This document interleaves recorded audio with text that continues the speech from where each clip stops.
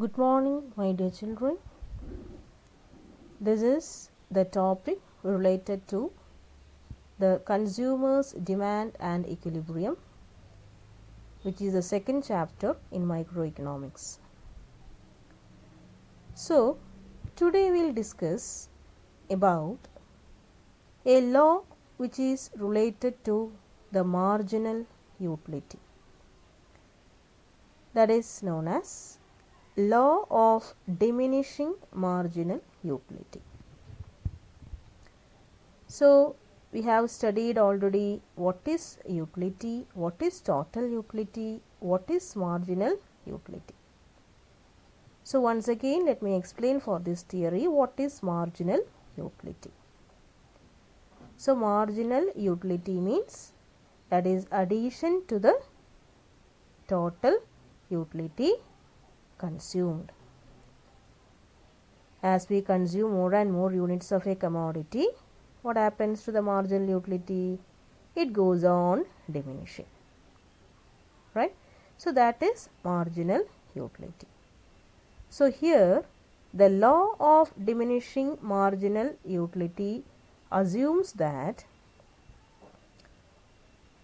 as we consume more and more units of a commodity,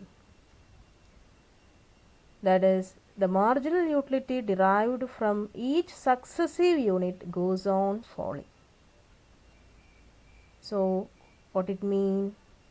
That if we consume more and more units of a commodity, the addition to the total utility made goes on diminishing.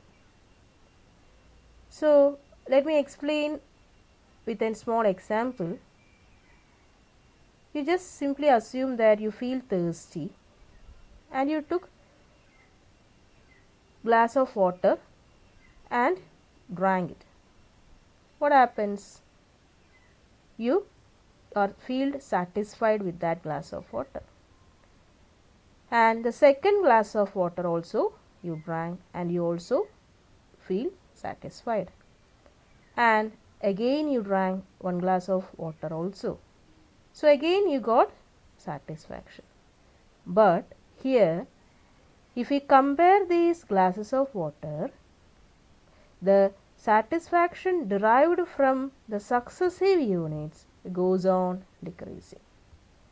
That is, the first glass of water gives you more satisfaction than the second one, and the second glass of water gives more satisfaction than the third one, and as if it goes on continuously.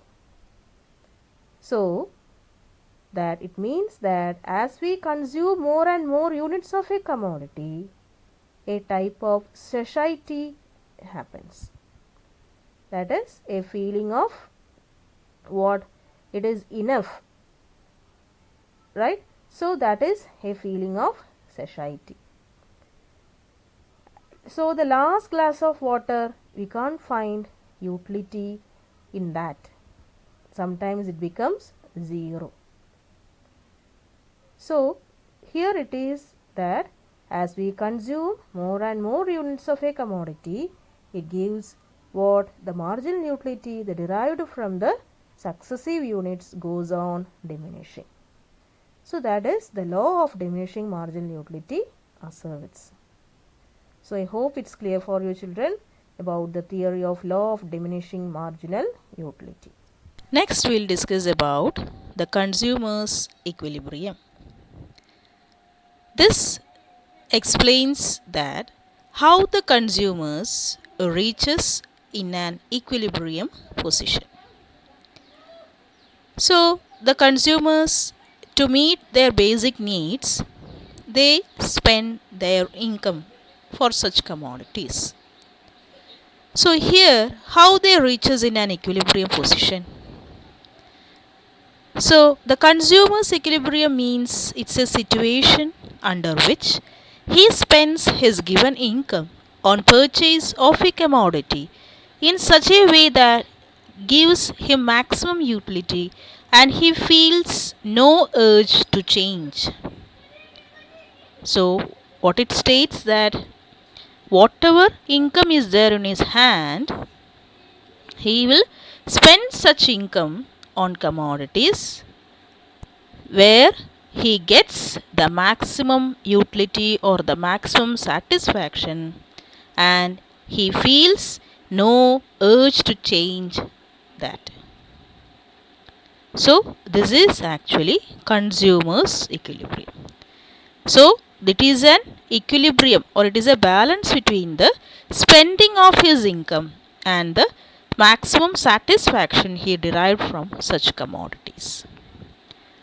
So, my dear children, I hope the two things are clear for you. The first one, what I explained, is law of diminishing marginal utility, and the second one I have explained about the consumer's equilibrium. So, I hope this is clear for you, children. Thank you.